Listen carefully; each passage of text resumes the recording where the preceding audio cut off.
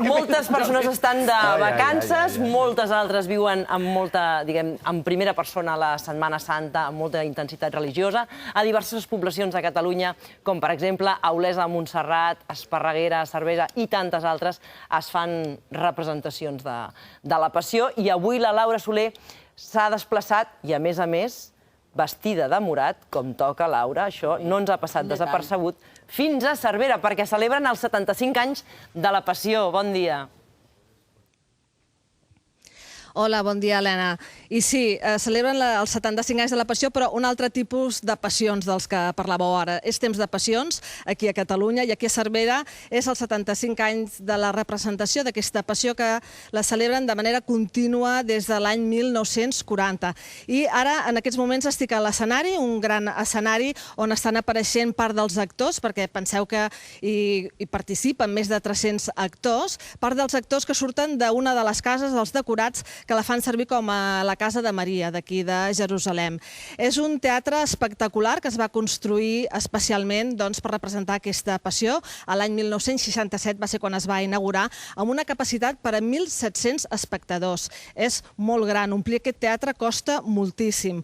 I, a més, tot és gran, tot és de gran magnitud. També a l'escenari on estic ara, és l'escenari dels més grans que hi ha a Espanya, amb una boca de 20 metres quadrats, i tot l'escenari fa 40 metres quadrats on van havent-hi totes aquestes escenes de la Passió, de la vida de Jesucrist, la vida fins a la mort.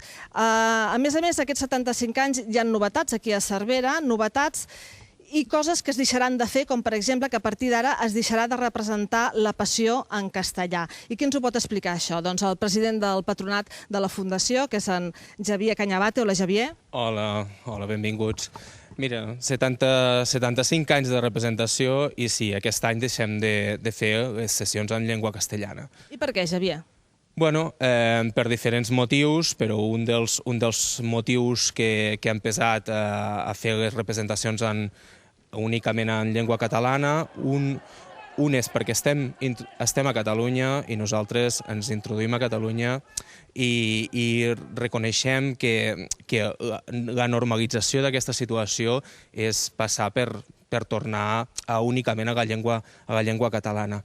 Un dels altres motius és el fet de que el públic, ara, degut a la crisi econòmica, ens ve menys de la llunyania, llavors els hi costa més. Però a la Passió de Cervera el que volem és donar sortida amb això, donar sortida a que la gent que parli únicament en llengua castellana pugui continuar venint a la Passió de Cervera i gaudint de la Passió de Cervera. Per això estem treballant amb audioguies per fer possible això. Sí, de fet avui tenim una petita representació del que és tota aquesta Passió de Cervera, on deien que participen aquests 300 actors, ara aquí en tenim de diferents escenes, i també veiem el director que els està dirigint, en Joan Ninot. Joan, hola, bon dia, que estàs ara aquí dirigint aquesta escena, que deia com es pot gestionar, tants actors, 300 actors? Bé, bon dia. Bé, es gestiona difícil de gestionar. Jo soc el director, però tinc un equip que m'ajuda i que em recolza en vestuari, maquillatge, escenografia, llum, so, de tots els elements que participen en aquest supergran espectacle que és la Passió de Cervera. Sí, que de fet avui, a més, hem tingut la sort que han pogut venir molts nens perquè no tenen escola, que els tenim aquí. Són més difícils ells de dirigir o no? Home, els nens són complicats. Els nens, hi ha una màxima en teatre que sempre diem en plan de broma, però és una mica cert, no? Amb animals i amb nens el teatre és molt difícil de treballar, no? Però, bueno, són bons nens també, vull dir, gent de totes les edats. Tenim nens, tenim gent gran, tenim moltes generacions que han sortit a la Passió en diferents èpoques, i aquí, durant aquest temps de Quaresma, ens reunim aquí en aquest gran teatre de la Passió, en aquest superescenari de 20 metres, que és el més gran d'Espanya i un dels més grans d'Europa, amb dos escenaris laterals de 10 metres, i aquí el que fem una mica és gent de totes les edats, com he dit abans, i gent de diferents pensaments de Cervera i dels pobles de la rodalia. Sí, que això t'ho volia preguntar. Per ser actor d'aquí de la Passió de Cervera has de ser cerverí de pura cepa, que diuen, o no? No, que va. Hi ha molta gent que són de pobles petits, que són del cantó de Cervera, que venen a participar a la Passió, inclús gent de fora de la província de Lleida, gent de Barcelona, que han comprat cases per aquí, que tenen una casa i passen els fins de setmana aquí i s'han vinculat amb la Passió i fa moltíssims anys que surten i no tenen res que veure, no són de pura cepa de Cervera, però al participar en una cosa tan important com és la Passió de Cervera, doncs fan poble i fan comarca i fan país també, clar. Et preguntava que com es pot organitzar la logística de tot això i de fet hem pogut parlar amb la responsable de vestuari, amb la Mercè abans, que ens ha ensenyat per a baix, per les entranyes del teatre, com ho teniu organitzat, un reportatge molt interessant que el podem veure i veureu com organitzen aquests vestits per a 300 persones. Mercè, on estem ara? Ara estem al magatzem de vestuari. Aquí és on a començament de temporada es guarden tots els vestits que utilitzen tots els actors de la Passió. I els organitzeu d'alguna manera concreta? Sí, el primer dia es reparteixen tots els vestits i després cadascú ja amb sales a part, que hi ha sales d'actors principals, de nenes, de noies, de nens i nois. I llavors, després del primer dia ja s'adjudica un vestit a cada personatge i se'l guarda durant tota la temporada al lloc corresponent. La primera sala que s'ha d'aquí és on hi ha els vestits més importants, però són els de personatges principals. Ens els ensenyes? Sí. Hi ha els de Jesús, que el Jesús en té com a 6 o 7, aquest fora un d'ells, de la túnica amb la capa. Hi hauria el de Sant Joan, el dels apòstols, de les concubines, els dels sanedrites, que són tots aquests blancs. I aquesta sala és la més activa de totes perquè contínuament hi ha gent que entra i surt, canviant-se. Llavors la resta de vestits dels personatges que no són principals, com ho feu? Hi ha la sala de les nenes, la de les noies, la sala dels nens i dels nois. I llavors cada dia de representació arriben al matí, es vesteixen i deixen a l'acabar la representació, tornen a deixar el vestit al mateix lloc per la següent. Que són aquestes habitacions que anem passant, fins que arribem a aquesta d'aquí al final. Què hi teniu aquí? Aquesta és l'habitació concretament dels homes, dels nois, i entre ells tots els apòstols també es canvien aquí.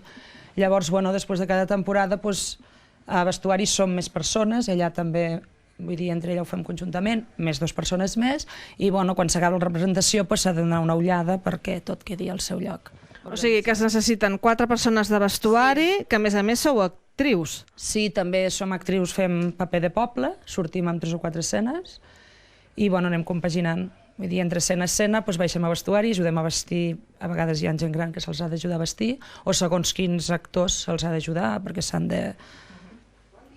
Molt bé, doncs moltes gràcies, Mercè. De res, a vosaltres. Doncs ja ho veieu, aquí tothom fa de tot, compaginen diferents tasques i a més sembla que ser d'actor amateur d'aquí de la Passió és una cosa que enganxa, perquè per exemple en Jesucrist porta 14 anys sent el mateix actor amateur que és en Xavier Joan. Hola, Xavier. Hola, què tal? Que fa 14 anys que fas de Jesucrist. Sí, 14 temporades representant el paper de Jesús. I com és que portes tants anys fent això? Bé, és una cosa que comences a sortir la Passió de petit, fent de poble.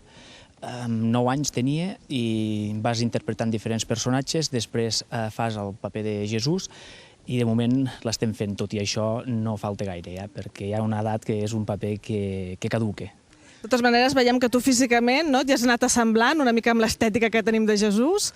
Sí, és crec el bo que té de tindre el personatge, perquè un actor que està 4 hores de l'escenari amb aquesta representació, si és de portar perruques, de portar barbes, de començar a portar coses postisses, doncs crec que és complicat d'interpretar el personatge tal com s'ha d'interpretar.